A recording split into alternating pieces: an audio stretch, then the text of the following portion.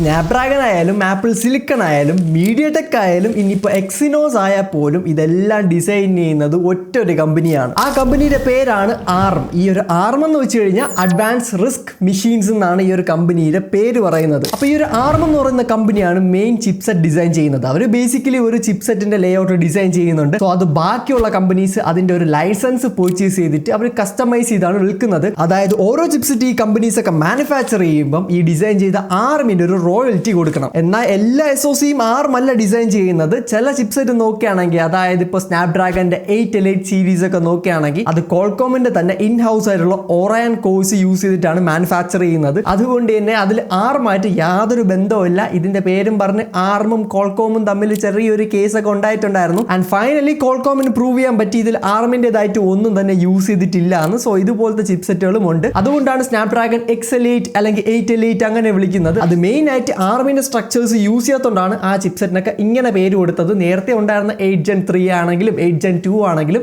എല്ലാം arm based ആണ്.